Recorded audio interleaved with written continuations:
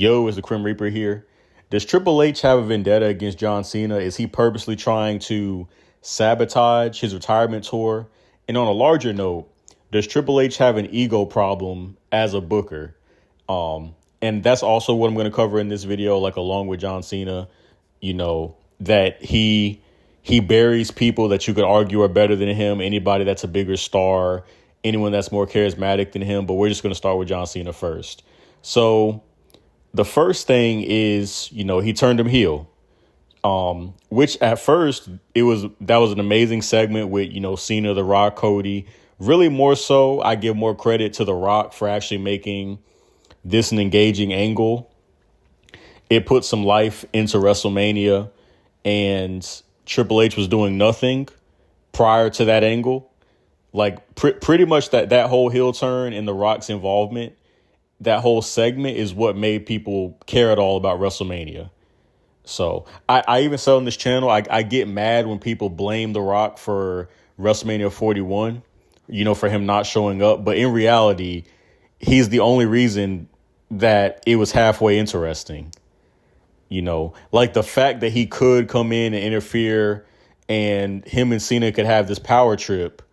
That was kind of the idea that everybody had in their mind. So that was kind of the only interesting thing about it. But just going along back to the heel turn. So he booked Cena like a trash heel, no creativity. He came out with the same gear, the same theme song. He made him into a generic, I just hate the fans heel. He didn't do anything creative. He had him feuding basically with Cody half the year, teaming up with Logan Paul, just month by month, week by week, just kind of ruining his legacy. And especially now we just saw him lose to Lesnar in like 8 minutes. Is he intentionally trying to like sabotage Cena's career and just try to like ruin his legacy? And I think that's a real question you could have at this point, because you couldn't book this retirement tour worse if you tried. You really couldn't. Like, you could not book it any worse. Him teaming, again, a pointless tag team match with Logan Paul. He's not facing any of the new stars in this current era. Like, he's not having any engaging stories. He's always, for a lot of these shows, he's just the opening promo, and then he's gone for the rest of the show. He doesn't interact with anybody. He'll just say like, hey, Cleveland, hey, Massachusetts, hey, guys, like, I'm glad to be here. Thank you, fans, for all the support. And then he just leaves. Like, there's way more effective and better ways you can use John Cena than this. I think he's using this as a way to sabotage John Cena because he's jealous that Cena was a bigger star than him. I think at this point, you could really make that argument. Like, you could really make that argument. He's jealous that he was always like a number two to John Cena. And really, period, Triple H was never a big star, in all honesty. Like, he was always number two or, tertiary to somebody else. Like, he's never been the main star. In the Attitude Era, like, it was The Rock and Stone Cold. He was number two, number three to Orton and Cena. Like, he's never been the guy. And I think he's using his power as a booker to try to like make up for that or get payback on people. And you could even argue it for Randy Orton. You could say that for Randy Orton as well. Like, him burying Randy Orton. I won't say he's buried, but he's not really being booked like super strong. We've had all these potential feuds you could have had for Cena. The fact that he hasn't fought against Braun Breaker, he hasn't fought AJ Styles again. He hasn't fought against Dom. He hasn't even interacted with like half the roster. Like, literally, he just cuts his one promo, he greets a city, and then he leaves. Like, you can't think of a better way to utilize Cena in his last year than that. Like, the best you can do is to put together a trash heel turn and have him lose to Brock Lesnar in 8 minutes and just job him out for the rest of his retirement tour. Like what is he doing? And it has to really be a vendetta because there's no gain to booking him this way. There's no gain to this. It doesn't make the show more exciting. It doesn't draw money. The only reason you would book him this way is if you have something against him and you just want to sabotage him because you hate that he was a bigger star. Like, in a sense, the only reason he could be doing this is because he hates John Cena. Like that kind of does sound ridiculous in a way, but when you really think about it, there's no other incentive to book him like this. Like him just having an 8 minute squash match against Lesnar, who does that entertain? Like who does that put over? How does that enhance the show?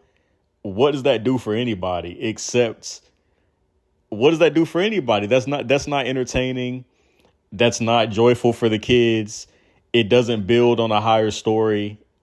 I mean, it's not like it's a big deal him putting over Brock Lesnar. He's put over Brock Lesnar like millions of times already. It's not like this big thing him losing to Brock Lesnar. But to have it just be a squash match like this, what does it do for anybody? So it doesn't do anything except give Triple H enjoyment that he gets to job out John Cena. Like that's really the only reason for it. And to go on to the rest of the roster, and I've seen a lot of people make this theory. There's this theory that goes around, and I think there's truth to it, that Triple H buries people that he thinks may be better than him. Anyone you could argue is more charismatic or more entertaining than him, he buries. And I think there's truth to that. Will anybody with a brain really argue to you that Cody Rhodes is better than Triple H? Is anybody going to argue that Gunther is better? Will anyone argue that Seth Rollins is better? Rhea Ripley? Like nobody's going to argue that these people are better than Triple H. But with a push, or even without a push, you can make a feasible argument. Okay, LA Knight's more entertaining. Drew McIntyre is more entertaining. Cena's obviously a bigger star and more entertaining. But the people that are bigger or better than him, he buries. He doesn't mind pushing Gunther. He doesn't mind pushing Cody because it's not a threat to his legacy. But if you were to actually push LA Knight, in his mind, I guess he's probably going like, oh, people are going to see, that he's so much better and he's greater than me. And, he reminds me too much of The Rock and like who was also better than me. And I think there's truth to that, even though in reality, I don't think people would be doing that. They would just be enjoying LA Knight, for instance. Like nobody would be comparing him to Triple H and being like, oh, he's so much better. I think it's a thing in his head where he wants to make sure that nobody ends up better than him. And I think that could be a very true thing. The man is really an egomaniac. He has to be in every single advertisement. He has to cut promos at the start of every big show, like damn near every show. He has to be in every advertisement for every pay-per-view, telling you in opening packages for a show that wrestling is fake, basically, like during the show. He always has to be at the center of attention. It's like the man is really like, he's an egomaniac. Like he kind of needs to go. In the words of AJ Lee, he might need some therapy. And going on further, Sami Zayn. There's a lot of people on the roster that are better than Sami Zayn. Like Carmelo Hayes should be getting this push right now. He's more charismatic. You could argue better in ring, like a better physique. He's better in every single way than Sami Zayn. But he's giving him this big push. Why? Because Sami Zayn's not a threat to him. Like he's fine pushing him. It's like he goes out of his way to just really just push the worst talent. Triple H is an ego booker. He doesn't book for the best show. He doesn't try to entertain people. He books for himself. Like I think that's been just made extremely clear. Nobody enjoys this Vision storyline. Like I won't say literally nobody, but for the most part, nobody actually enjoys this stable. Nobody wanted Seth Rollins to win the Money in the Bank briefcase. But he doesn't care. Like it's his favorite and it's what he wants to do. He doesn't care about what's actually entertaining, like who people really want to see pushed. He doesn't care about what's going to draw the most money. It's just about what is appealing to him and what satisfies his ego, who he can bury, what he can control. He doesn't genuinely care about what's going to make the business better. Now, Vince McMahon wasn't perfect. In fact, I'll say he was an egomaniac, too. You can say he was an egomaniac and he had problems in his own ways.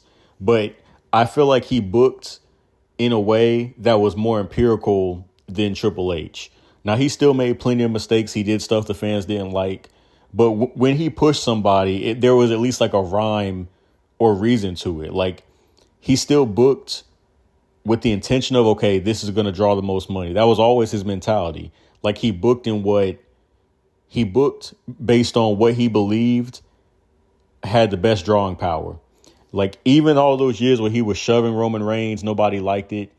He still pushed him because in his mind, even if he was misguided, he thought, okay, this guy has a good look. You know, he has a great physique.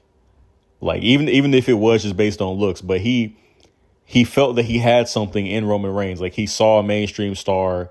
He saw Hollywood potential. He saw a face of the company. It wasn't just based off of, oh, I like this guy, so I'm just gonna shove him down forever. Like, it's always been a reason for Vince McMahon. Like, because historically, in wrestling, big and good looking guys, they always draw. So it wasn't just based off of like, oh, I just love Roman Reigns and I'm just gonna push him forever. Like, he still had like a reason behind it. With Triple H, there's no actual. He doesn't actually book based off of what draws. It's just simply what he likes. For more of the Crimson Brothers, follow the Crimson Wrestling Federation today.